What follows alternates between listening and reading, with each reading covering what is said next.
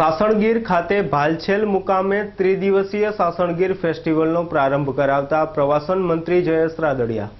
ગીર સોમનાથ જિલ્લા નજીક આવેલા વિશ્વ સુપ્રસિદ્ધ અને એશિયાન્ટિક સિંહનો એકમાત્ર સ્થળ સાસણગીરના ભાલછેલ હેલિપેડ ખાતે ગુજરાત ટુરિઝમ અને પ્રવાસન વિભાગ દ્વારા દર વર્ષની જેમ આ વર્ષે પણ સાસણગીર ફેસ્ટિવલનો દબદબાભેર પ્રારંભ ગુજરાત રાજ્યના પ્રવાસન મંત્રી જયેશભાઈ રાદડિયાએ કરાવ્યો હતો। આ પ્રસંગે સાંસદ રાજેશભાઈ ચુડાસમા, ટીસીજીએલના ચેરમેન કમલેશ પટેલ, પ્રવાસન નિગમના ડાયરેક્ટર ઝવેરીભાઈ ઠકરાર સહિત મોટી સંખ્યામાં લોકો તથા પ્રવાસીઓ ઉમટી પડ્યા હતા। આ કાર્યક્રમમાં કેસર કેરી તથા અન્ય કેરીની જાતોના સ્ટોલો, મહેંદીના સ્ટોલો, બાળકો માટે મનોરંજન, સાંસ્કૃતિક કાર્યક્રમ સહિતના કાર્યક્રમમાં લોકો મન મૂકીને માણ્યો હતો।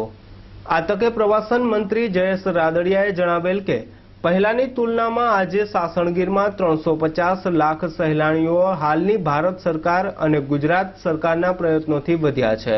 આજે વિદેશમાં આપણી કેસર કેરી જોવા મળે છે। આગામી સમયમાં સાસણગીર ફેસ્ટિવલની જેમ ગિરનાર ફેસ્ટિવલ ઉજવાશે અને પ્રવાસન વિભાગ દ્વારા ગુજરાતના પ્રવાસન સ્થળોને વિકસાવવામાં આવનાર છે। અહેવાલ ગીર સોમનાથથી મિતેશ પરમાર। આજથી 3 દિવસ 28, 29 અને 30 એમ 3 દિવસ આજથી સાસણ ફેસ્ટિવલનો સાસણ મુકામે શુભારંભ થઈ રહ્યો છે। સાસણના ભાલછેલ ખાતે સૌ મહાનુભાવો અને ગ્રામજનોની હાજરીમાં આજે આ કાર્યક્રમનું ઉદ્ઘાટન કરવામાં આવ્યું છે। આ કાર્યક્રમમાંથી 3 દિવસ ચાલવાનો છે।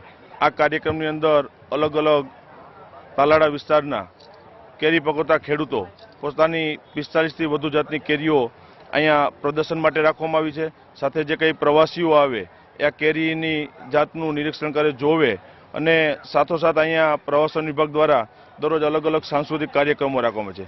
રાજ્યના આદરણીય મુખ્યમંત્રી શ્રીમતી આનંદીબેનનો કાયમી માટે ઉદ્દેશ રહ્યો છે કે એક ગતિશીલ ગુજરાતની અંદર પ્રવાસીઓ વધુમાં વધુ આવે, કારણ કે ગયા વખતે 287 લાખ પ્રવાસીઓની સાપેક્ષે આ વખતે 350 લાખ પ્રવાસીઓ ગુજરાતની અંદર આવ્યા છે।